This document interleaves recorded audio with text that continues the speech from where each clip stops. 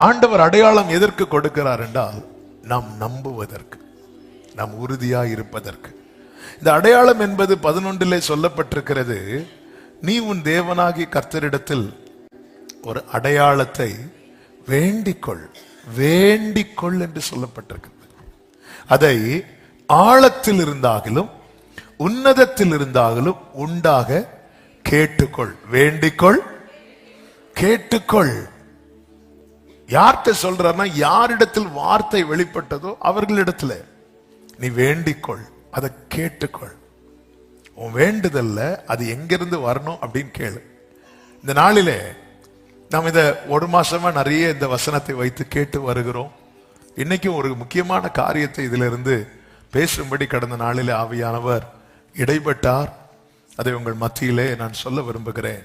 அதாவது வார்த்தை உடைய ஒரு தேவ பிள்ளை ஆண்டவர் இங்க ஆழத்தில் இருந்தாவது அல்லது உன்னதத்தில் இருந்தாவது என்று சொல்லப்பட்டிருக்கிறது.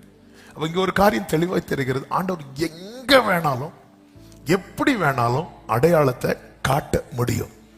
சாஸ்திரிகளுக்கு அடையாளம் மேலே காண்பிக்கப்பட்டது, மெய்ப்பர்களுக்கு அடையாளம் பூமியிலே காண்பிக்கப்பட்டது.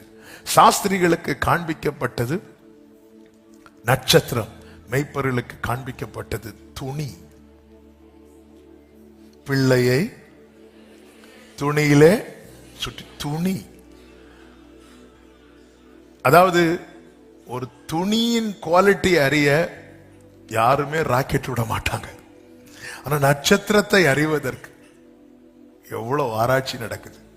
அப்ப இந்த நட்சத்திரமும் அடையாளமாய் காண்பிக்கப்படுகிறது. ஒரு குழந்தைய துணியில சுத்துறதுக்கு ஒரு 50 ரூபா, துணியும் அடையாளமாய் காண்பிக்கப்படுகிறது. அதனால நாங்க நட்சத்திரத்தை பார்த்தாதான் நாங்க நம்புவோம் அப்படி இல்லை. அது வானத்தில் இருந்தாவது ஆழத்தில் இருந்தாவது. நல்ல கவனமா கேட்கணும். என்னுடைய விருப்பம், என்னுடைய ஜெபம், என்னுடைய ஆசை எல்லாம் இங்க வர்றவங்க மட்டும் இல்ல, ஆண்டவரே இவ்வளவு பேர் இந்த லைவ பார்க்கணும் அப்படி இல்லை, யார் யார் பார்க்கணும் நீங்க சித்தம் வச்சிருக்கிறீங்களோ அவங்க பார்க்கணும். இங்க சொல்லப்படுகிற வார்த்தை அவங்க காதுல விழணும். அப்படி ஒருத்தங்க காதுல விழுந்துட்டுனா அதை அவங்க கண்கள் பார்க்கணும். ஆண்டவரே ஆமென், ஹல்லேலூயா, ஆமென். எனவேதான் நீங்க அந்த வசனத்தை நீங்க நம்பணும், எடுக்கணும், அதை பிடிக்கணும், அதை சொல்லணும், அதை சுதந்திரிக்கணும். கர்த்தர் உங்களை ஆசீர்வதிப்பாராக. இதை வந்தோம் கொஞ்ச நேரம் அங்க கூட்டத்தில் போய் இருந்தா நமக்கு கொஞ்சம் ஆறுதல் கிடைக்கும். அப்படி ஆறுதல் கிடைக்கும், அதெல்லாம் தருவார். ஆனா சுதந்திரிக்கிறவர்களாய் மாறணும். இந்த மாதம் இந்த வருடம் கத்து தந்த வார்த்தை, நீ சகலத்தையும் திருப்பிக் கொள்வாய். ஆமென். அதாவது அதற்கு ஏற்றார் போல ஒரு வார்த்தையை தான் ஆண்டவர் அடுத்த வருடத்துக்கு தந்து கொண்டிருக்கிறார். எனவே இது முடியல. கர்த்தர் செய்ய வேண்டியதை இன்னும் கொஞ்சம் விட்டா சொல்லிடுவேன், ஆனா சொல்ல மாட்டேன். இன்னும் 2-3 கன்ஃபர்மேஷனுக்காக. இதே போலதான் போன நவம்பர்லயும் இதே வார்த்தை கடைசி வாரத்தில் சொல்லப்பட்டது. அதே போல இந்த கடைசி வாரத்திலே ஆண்டவர் டச் பண்ண வச்சுட்டார். 2-3 கன்ஃபர்மேஷனுக்காக வெயிட் பண்ணிட்டு இருக்கிறேன். கர்த்தர் அதான் சொன்னல, அதனாலதான் திரும்ப 2 மாசமா சொல்லிட்டு இருக்கிறேன். நவம்பர் தான் முடியுது, 2024 தான் முடிய போகுது. உன் வாழ்க்கையில கர்த்தருடைய செயல் முடியவில்லை. நல்ல கையை தட்டி ஆமென் சொல்லுங்க. ஹல்லேலூயா, ஹல்லேலூயா. அப்ப அடையாளம் காணும் போது நம்ம நம்பணும், நம்ம ஜெபம் பண்ணணும், நம்ம உறுதியா இருக்க வேண்டும் என்பது மட்டுமல்ல. சாமுவேலின் இடத்தில் வந்த சவுலினிடம் சாமுவேல் சொன்ன ஒரு வார்த்தை உண்டு. 1 சாமுவேலின் புஸ்தகம் 10வது அதிகாரம் அதனுடைய 7வது வசனத்திலே சாமுவேல் சவுலை பார்த்து இப்படி சொல்லுகிறான், இந்த அடையாளங்கள் உனக்கு நேரிடும் போது சமயத்துக்கு ஏற்றபடி நீ செய். உனக்கு அடையாளங்கள் நேரிடும் போது அந்தந்த டைமுக்கு என்ன செய்யணுமோ அதை நீ செய். தேவன் உன்னோட இருக்கிறார். கைகளை உயர்த்தி ஆமென் சொல்லுங்க. அப்ப ஒரு காரியம் தெளிவாய் தெரிகிறது, அடையாளம் காண்பிக்கப்படுவது கர்த்தர் சொன்னதை செய்வார் என்று மட்டுமல்ல, கர்த்தர் நம்மோட கூட. ஆமென். அடையாளம் காண்பிக்கும் போது கர்த்தர் சொன்னதை நிச்சயம் அப்படி மட்டும் இல்லை. அதாவது இங்க எத்தனை பேர் இதை கொண்டாடுறீங்கன்னு தெரியல. ஏன்னா ஊழியத்தின் பாதையில 8 வருஷம் வெறுமையா தான் இருந்தேன். காத்திருக்க வைத்தார். அந்த காத்திருக்க வைத்த நாட்கள்ல என்னுடைய பலனும் என்னுடைய கொண்டாட்டமும் என்னுடைய டைம் பாஸ் என்ன தெரியுமா? அவருடைய லவ் பாடுறது. ஏன்னா நான் ரொம்ப ஐஸ்வர்யமான ஃபீல் பண்ணேன். எதுலன்னா அவர் என் கூட இருந்தது.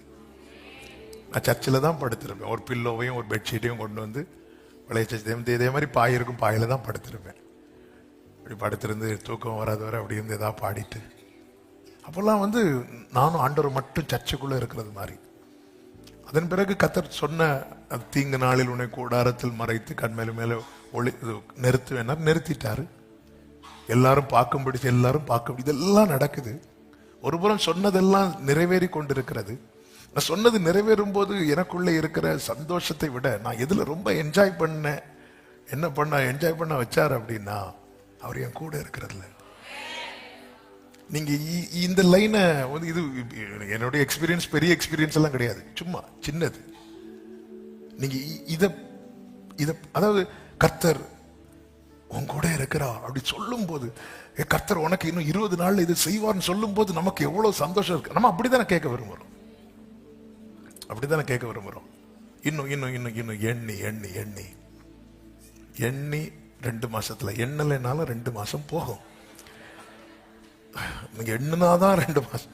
அப்படி கேட்கும்போது நமக்கெல்லாம் அப்படி இந்த கூஸ் பம்ப் மூவ்மெண்டா அப்படி சந்தோஷம் அப்படியே செய்வாராக. ஆனா அதை தாண்டி கர்த்தர் கூட இருக்கிறார்ப்பா. ஹல்லேலூயா. எல்லா நெருக்கத்திலும் என்னை வீழாமல் காக்கும். ஆமென். எல்லாம் சமம் ரத்தனம் அம்ரோலத்தனரா. ஆமென். ஆயிரம் ஆயிரம் அனுதினம் கமும் அன்பும் கொண்டீரே, நல்ல எபினேசராய் என்னை நடத்தி வந்தீரே, நன்றி சொல்ல.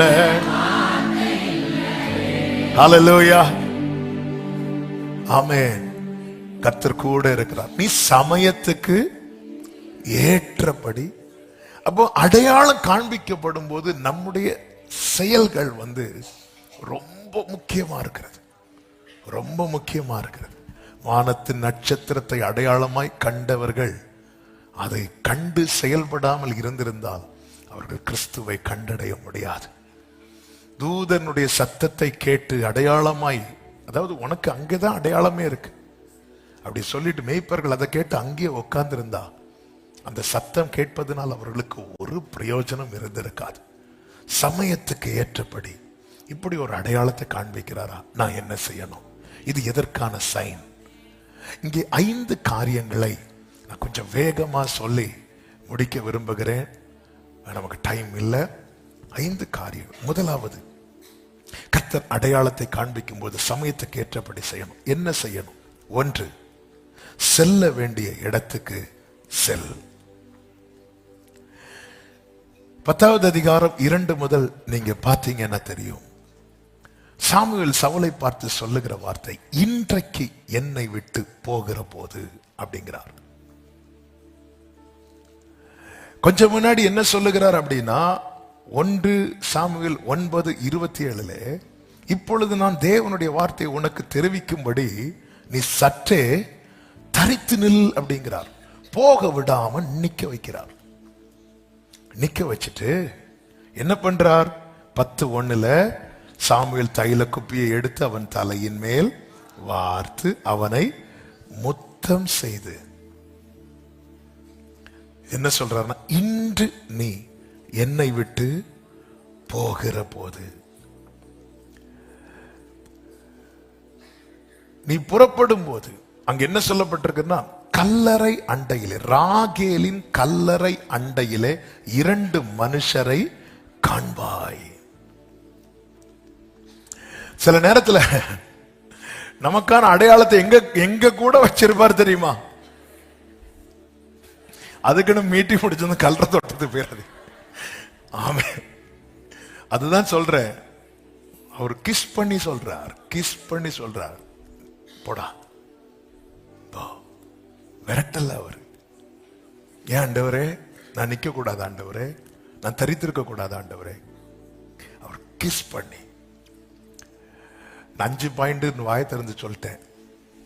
நான் லாஸ்ட்ல சொல்லி விட்டுறேன். ஆனா ஆண்டவருக்கு மகிமை உண்டாவதாக. நீ என்னை விட்டு போகும்போது, ஆண்டவர் நான் உங்களை விட்டு போகணுமா? அப்படி இல்லை, நான் நியமித்த பாதையில பயணிக்கும் போது எங்க கொண்டு போறார்னா, ராகேலின் கல்லறை. ராகேலின் கல்லறை என்ன? அது ஒரு வெற்றியின் சின்னம் அல்ல. லேயாளின் கல்லறைனா கூட பரவாயில்ல. ஏன்னா அவ கானானுக்குள்ள போய் ஆபிரகாம், சாராள், ஈசாக்கு, ரெபேக்காள், யாக்கோபு, லேயாள், அப்போ சக்சஸ்ஃபுல்லா முடிஞ்ச கல்லறை. ராகேலின் கல்லறை என்பது பாதியில முடிந்தது.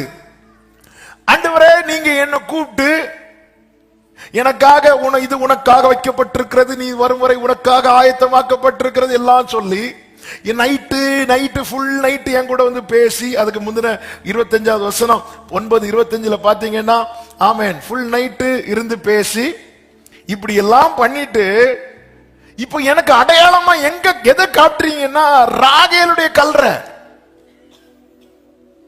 ஆமென். என் நினைவுகள் உங்கள் நினைவுகள், உங்கள் வழிகள். எதுக்கு இந்த வார்த்தை சொல்றேன்னா, கேளுங்க. இது நமக்கு தோல்வியில தான் முடியும். இது கண்டிப்பா நமக்கு பாதியில விட்டுரும், எல்லாமே முடிஞ்சிடும் அப்படின்னு நினைக்கிறோம் தெரியுமா? அங்க கர்த்தர் நமக்கு ஒரு அடையாளத்தை வைத்திருப்பார்.